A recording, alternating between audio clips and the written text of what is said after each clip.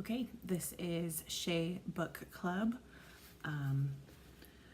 Mary Shelley's Frankenstein, Chapter 1. I am by birth a Genovese, and my family is one of the most distinguished of that republic. My ancestors had been for many years counselors and syndics, and my father had filled several public situations with honor and reputation.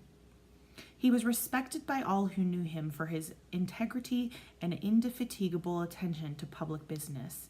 He passed his younger days perpetually occupied by the affairs of his country, and it was not until the decline of his life that he thought of marrying and bestowing on the state sons who might carry his virtues and his names down to posterity. As the circumstances of his marriage illustrate his character, I cannot refrain from relating them. One of his most intimate friends was a merchant who, from a flourishing state, fell through numerous mischances into poverty. This man, whose name was Beaufort, was of a proud and unbending disposition and could not bear to live in poverty and oblivion in the same country where he had formerly been distinguished for his rank and magnificence. Having paid his debts, therefore, in the most honorable manner, he retreated with his daughter to the town of Lucerne, where he lived unknown and in wretchedness. My father loved Beaufort with the truest friendship and was deeply grieved by his retreat in these unfortunate circumstances. He grieved also for the loss of his society and resolved to seek him out and endeavor to persuade him to begin the world again through his credit and his assistance. Beaufort had taken effectual measures to conceal himself, and it was 10 months before my father discovered his abode. Overjoyed at this discovery, he hastened to the house, which was situated in a mean street near the Rus. But when he entered, misery and despair alone welcomed him. Beaufort had saved but a very small sum of money from the wreck of his fortunes, but it was sufficient to provide him with sustenance for some months, and in the meantime he hoped to procure some respectable employment in a merchant's house. The interval was consequently spent in inaction. His grief only became more deep and rankling when he had leisure for reflection, and at length it took so fast hold of his mind that at the end of 3 months he lay on a bed in sickness, incapable of any exertion. His daughter attended him with the greatest tenderness, but she saw with despair that their little fund was rapidly decreasing, and that there was no other prospect to support. But Caroline Beaufort possessed a mind of an uncommon mold, and her courage rose to support her in her adversity. She procured plain work, she plaited straw, and by various means contrived to earn a pittance scarcely sufficient to support life. Several months passed in this manner. Her father grew worse. Her time was more entirely occupied in attending him. Her means of subsistence decreased, and in the 10th month her father died in her arms, leaving her an orphan and a beggar. This last blow overcame her, and she knelt by Beaufort's coffin, weeping bitterly when my father entered the chamber. He came like a protecting spirit to the poor girl, who committed herself to his care, and after the internment of his friend, he conducted her to Geneva and placed her under the protection of a relation. 2 years after this event, Caroline became his wife. When my father became a husband and a parent, he found his time so occupied by the duties of his new situation that he relinquished many of his public employments and devoted himself to the education of his children. Of these I was the eldest and the destined successor to all his labors and utility. No creature could have more tender parents than mine. My improvement and health were their constant care, especially as I remained for several years their only child. But before I continue my narrative, I must record an incident which took place when I was 4 years of age. My father had a sister whom he tenderly loved, and who had married early in life an Italian gentleman. Soon after her marriage, she had accompanied her husband into her native country, and for some years my father had very little communication with her. About the time I mentioned, she died, and a few months afterwards he received a letter from her husband acquainting him with his intention of marrying an Italian lady and requesting my father to take charge of the infant Elizabeth, the only child of his deceased sister. "It is my wish," he said, "that you should consider her as your own daughter and educate her thus. Her mother's fortune is secured to her, the documents of which I will commit to your keeping. Reflect upon this proposition and decide whether you would prefer educating your niece yourself to her being brought up by a stepmother. My father did not hesitate and immediately went to Italy that he might accompany the little Elizabeth to her future home. I have often heard my mother say that she was at that time the most beautiful child she had ever seen, and showed signs even then of a gentle and affectionate disposition.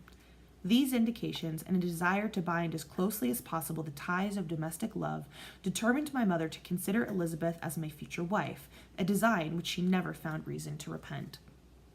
From this time, Elizabeth Lavenza became my playfellow, and as we grew older, my friend. She was docile and good-tempered, yet gay and playful as a summer insect. Although she was lively and animated, her feelings were strong and deep, and her disposition uncommonly affectionate. No one could better enjoy liberty, yet no one could submit with more grace than she did to constraint and caprice. Her imagination was luxuriant, yet her capability of application was great. Her person was the image of her mind. Her hazel eyes, although as lively as a bird's, possessed an attractive softness. Her figure was light and airy, and though capable of enduring great fatigue, she appeared the most fragile creature in the world. While I admired her understanding and fancy, I loved to tend on her as I would on a favorite animal, and I never saw so much grace both of person and both mind united in so little pretension. Everyone adored Elizabeth. If the servants had any request to make, it was always through her intercession. We were strangers to any species of disunion and dispute, for although there was a great dissimilitude in our characters, there was a harmony in that very dissimilitude. I was more calm and philosophical than my companion, yet my temper was not so yielding. My application was of longer endurance, but it was not so severe whilst it endured. I delighted in investigating the facts relative to the actual world. She busied herself in following the aerial creations of the poets. The world was to me a secret which I desired to discover. To her, it was a vacancy which she sought to people with imaginations of her own. My brothers were considerably younger than myself, but I had a friend in one of my schoolfellows who compensated for this deficiency. Henry Clerval was the son of a merchant of Geneva, an intimate friend of my father. He was a boy of singular talent and fancy. I remember when he was 9 years old, he wrote a fairy tale, which was the delight and amazement of all his companions. His favorite study consisted in books of chivalry and romance, and when very young, I can remember that we used to act plays composed by him out of these favorite books, the principal characters of which were Orlando, Robin Hood, Amadis, and St. George. No youth could have passed more happily than mine. My parents were indulgent, and my companions amiable. Our studies were never forced, and by some means we always had an end placed in view, which excited us to ardor in the prosecution of them. It was by this method, and not by emulation, that we were urged to application. Elizabeth was not incited to apply herself to drawing, that her companions might not outstrip her, but through the desire of pleasing her aunt by the representation of some favorite scene done by her own hand. We learned Latin and English, that we might read the writings of those languages, and so far from study being made odious to us through punishment, we loved application, and our amusements would have been the labors of other children. Perhaps we did not read so many books or learn languages so quickly as those who are disciplined according to the ordinary methods, but what we learned was impressed the more deeply on our memories. In this description of our domestic circle, I include Henry Clerval, for he was constantly with us. He went to school with me and generally passed the afternoon at our house. For being an only child and destitute of companions at home, his father was well pleased that he should find associates at our house, and we were never completely happy when Clerval was absent. I feel pleasure in dwelling on the recollections of childhood before misfortune had tainted my mind and changed its bright visions of extensive usefulness into gloomy and narrow reflections upon self. But in drawing the picture of my early days, I must not omit to record those events which led by insensible steps to my after tale of misery. For when I would account to myself for the birth of that passion which afterwards ruled my destiny, I find it arise like a mountain river from ignoble and almost forgotten sources, but swelling as it proceeded, it became the torrent which in its course has swept away all my hopes and joys. Natural philosophy is the genius that has regulated my fate. I desire, therefore, in this narration to state those facts which led to my predilection for that science. When I was 13 years of age, we all went on a party of pleasure to the baths near Thonon. The inclemency of the weather obliged us to remain a day confined to the inn. In this house, I chanced to find a volume of the works of Cornelius Agrippa. I opened it with apathy. The theory which he attempts to demonstrate and the wonderful facts which he relates soon changed this feeling into enthusiasm. A new light seemed to dawn upon my mind, and bounding with joy, I communicated my discovery to my father. I cannot help remarking here the many opportunities instructors possess of directing the attention of their pupils to useful knowledge, which they utterly neglect. My father looked carelessly at the title page of my book and said, Cornelius Agrippa, my dear Victor, do not waste your time upon this. It is sad trash." If, instead of this remark, my father had taken the pains to explain to me that the principles of Agrippa had been entirely exploded, and that a modern system of science had been introduced which possessed much greater powers than the ancient, because the powers of the latter were chimerical, while those of the former were real and practical, under such circumstances, I should certainly have thrown Agrippa aside, and with my imagination warmed as it was, should probably have applied myself to the more rational theory of chemistry, which has resulted from modern discoveries. It is even possible that the train of my ideas would never have received the fatal impulse that led to my ruin. But the cursory glance my father had taken of my volume by no means assured me that he was acquainted with its contents, and I continued to read with the greatest avidity. When I returned home, my first care was to procure the whole works of this author, and afterwards of Paracelsus and Albertus Magnus. I read and studied the wild fancies of these writers with delight. They appeared to me treasures known to few beside myself, and although I often wished to communicate these secret stores of knowledge to my father, yet his indefinite censure of my favorite Agrippa always withheld me. I disclosed my discoveries to Elizabeth, therefore, under a promise of strict secrecy, but she did not interest herself in the subject, and I was left by her to pursue my studies alone. It may appear very strange that a disciple of Albertus Magnus should arise in the 18th century, but our family was not scientifical, and I had not attended any of the lectures given at the schools of Geneva. My dreams were therefore undisturbed by reality, and I entered with the greatest diligence into the search of the philosopher's stone and the elixir of life. But the latter obtained my most undivided attention.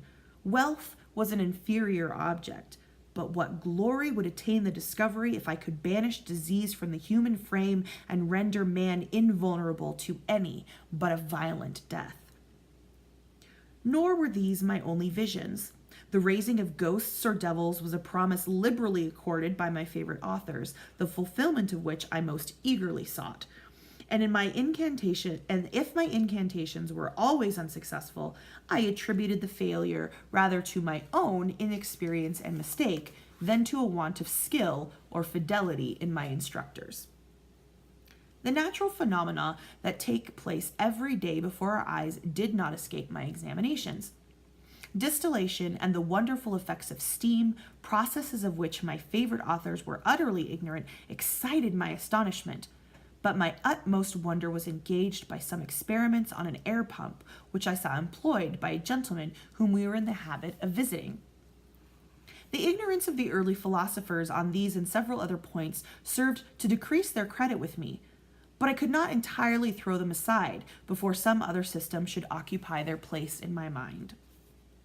When I was about 15 years old, we had retired to our house near Bellerive, where we witnessed a most violent and terrible thunderstorm. It advanced from behind the mountains of Jura, and the thunder burst at once with frightful loudness from various quarters of the heavens. I remained while the storm lasted, watching its process with curiosity and delight. As I stood at the door, on a sudden I beheld a stream of fire issue from an old and beautiful oak which stood about 20 yards from our house. And so soon as the dazzling light vanished, the oak had disappeared and nothing remained but a blasted stump. When we visited it the next morning, we found the tree shattered in a singular manner. It was not splintered by the shock, but entirely reduced to thin ribbons of wood. I never beheld anything so utterly destroyed. The catastrophe of this tree excited my extreme astonishment, and I eagerly inquired of my father the nature and origin of thunder and lightning. He replied, electricity, describing at the same time the various effects of that power. He constructed a small electrical machine and exhibited a few experiments. He also made a kite with a wire and string, which drew down that fluid from the clouds. This last stroke completed the overthrow of Cornelius Agrippa, Albertus Magnus, and Paracelsus, who had so long reigned the lords of my imagination. But by some fatality, I did not feel inclined to commence the study of any modern system, and this disinclination was influenced by the following circumstance. My father expressed a wish that I should attend a course of lectures upon natural philosophy, to which I cheerfully consented. Some accident prevented my attending these lectures until the course was nearly finished. The lecture, being therefore one of the last, was entirely incomprehensible to me. The professor discoursed with the greatest fluency of potassium and boron, of sulfates and oxides, terms to which I could affix no idea, and I became disgusted with the science of natural philosophy, although I still read Pliny and Buffon with delight, authors, in my estimation, of nearly equal interest and utility. My occupations at this age were principally the mathematics and most of the branches of study appertaining to that science. I was busily employed in learning languages. Latin was already familiar to me, and I began to read some of the easiest Greek authors without the help of a lexicon. I also perfectly understood English and German. This is the list of my accomplishments at the age of 17, and you may conceive that my hours were fully employed in acquiring and maintaining a knowledge of this various literature. Another task also devolved upon me when I became the instructor of my brothers. Ernest was 6 years younger than myself and was my principal pupil. He had been afflicted with ill health from his infancy, through which Elizabeth and I had been his constant nurses. His disposition was gentle, but he was incapable of any severe application. William, the youngest of our family, was yet an infant, and the most beautiful little fellow in the world. His lively blue eyes, dimpled cheeks, and endearing manners inspired the tenderest affection. Such was our domestic circle, from which care and pain seemed forever banished. My father directed our studies, and my mother partook of our enjoyments. Neither of us possessed the slightest preeminence over the other. The voice of command was never heard amongst us, but mutual affection engaged us all to comply with and obey the slightest desire of each other.